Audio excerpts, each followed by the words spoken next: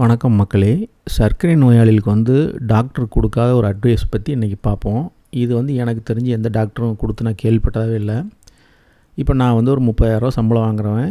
இந்த இடத்துக்கு வருவேன், வாரம் வருவேன். இந்த இடம் எங்கள் வீட்டிலேருந்து 27 கிலோமீட்டர் தொலைவில் இருக்குது. இந்த இடத்துக்கு வர்றதுக்கு எனக்கு எவ்வளோ செலவாகும் அப்படின்னு பார்த்தீங்கன்னா, 200 செலவு பண்ணுவேன். 100 வண்டிக்கு பெட்ரோல் போடுவேன், 100 பையனுக்கு ஸ்நாக்ஸ் வாங்குறது, வழியில் ஏதாவது டீ சாப்பிட்றதுக்கு 100 செலவு, 200 செலவு பண்ணிக்கிட்டு இந்த இடத்துக்கு வாரம் ஒரு தடவை வருவோம். இங்கே ஒன்றுமே பண்ண மாட்டோம். இப்போ நான் காட்டிகிட்டு இருக்க இடத்துக்கு பின்னால் டீ ஃபேக்ட்ரி இருக்குது, பின்னால் கொஞ்சம் வீடுகள்லாம் இருக்குது. இங்கே உட்காந்து ஒரு 2 மணி நேரம் ஜாலியாக பேசிவிட்டு கொண்டு வந்த சாப்பாட்டை சாப்பிட்டு மறுபடியும் ஒரு 1 மணி நேரம் அப்படியே வேடிக்கை பார்த்துட்டு சாயங்காலம் 3 மணிக்கு இறங்கி வீட்டுக்கு போயிடுவோம். மனசு 100% ரிலாக்ஸ் ஆகி போயிடும். இப்போ எதுக்கு இதை நான் சொல்கிறேன் அப்படின்னா, மிக குறைந்த 30,000 சம்பளம் வாங்குகிறேன் நானே வாரம் இந்த இடத்துக்கு வர்றேன்.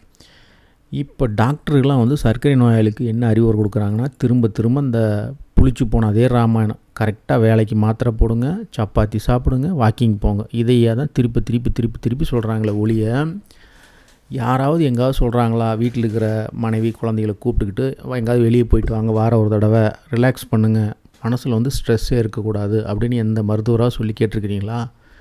யாரும் சொல்ல மாட்டாங்க. ஒன்று மட்டும் மைண்டில் வச்சுங்க, ஸ்ட்ரெஸ் உங்களுக்கு இருந்துச்சு அப்படின்னா சர்க்கரை நோயை ஒரு காலத்துலேயும் குணப்படுத்தவே முடியாது. அதுக்கு 2 ஹார்மோன், ஒன்று பார்த்திங்கன்னா கார்டிசால் அப்படிம்பாங்க, இன்னொன்று அட்ரினல்.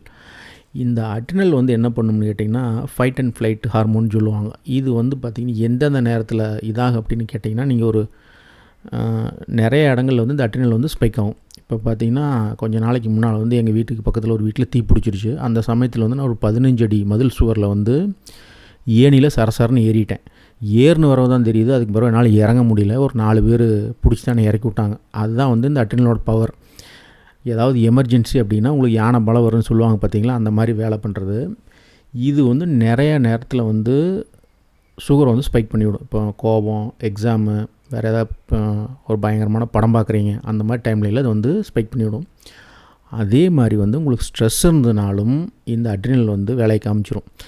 அப்போ சர்க்கரை நோயாளிகள் என்ன பண்ணணும் அப்படின்னு கேட்டிங்கன்னா, நீங்கள் ஹாப்பியாக இருக்கணும். உங்கள்கிட்ட பார்த்திங்கன்னா இப்போ எங்கள் ஏரியாவில் எல்லார் வீட்லேயும் கார் இருக்குது. இப்போ கடைசி அங்கே கோயம்புத்தூர்லேருந்து ஊட்டி பார்த்திங்கன்னா பக்கம். எப்போவாவது குடும்பத்தோடு போயிட்டு வந்தீங்களான்னு கேட்டால் நிறைய பேர் போயிருக்கவே மாட்டாங்க. அந்த கார் வீட்டிலே தான் கிடக்குது. யாரும் ஃபேமிலியோடு சந்தோஷமாகவே கிடையாது. அதனால தான் சொல்கிறேன், நீங்கள் சர்க்கரை நோயிலேருந்து வெளியே வரணும்னா ஸ்ட்ரெஸ் துளியோடு இருக்கக்கூடாது. ஸ்ட்ரெஸ் இருந்துச்சு அப்படின்னா சர்க்கரையோட அளவு குறையவே குறையாது. இதை நீங்கள் கிராஸ் செக் பண்ணுறேன்னு நீங்கள் எங்கே வேணாலும் கிராஸ் செக் பண்ணிங்க. பெரும்பாலும் இந்த கார்டிசோல் பற்றியே பேசுகிறது கிடையாது. கார்டிசோல் தான் மெயின் வில்லன். அப்புறம் தான் அட்ரினல் வரும். அப்போ எல்லாருமே டாக்டர் சொல்கிறது எல்லாருமே இந்த திரும்ப இதே தான், சப்பாத்தி சாப்பிடுங்க, வாக்கிங் போங்க, மாத்திரை ரெகுலராக போடுங்க சொல்கிறாங்களே ஒழிய, யாருமே நீங்கள் ஸ்ட்ரெஸ் இருந்துச்சு அப்படின்னா சர்க்கரை அளவு இறங்கவே இறங்காது.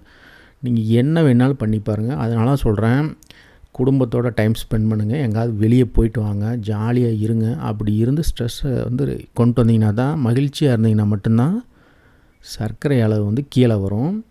ஸோ சர்க்கரை அளவு குறைக்கிறேன்னு சொல்லிட்டு ஏதாவது விதாண்டவாதத்துக்கு டயட்டை ஃபாலோ பண்ணாமல் குடும்பத்தோட டைம் ஸ்பெண்ட் பண்ணுங்கள். எங்கேயாவது வெளியே போய் சுற்றுங்க, படம் பாருங்கள், ஏதாவது புக்ஸ் படிங்க, ஏதாவது ஒன்று பண்ணி ஸ்ட்ரெஸ்ஸை கம்மி பண்ணிக்கங்க.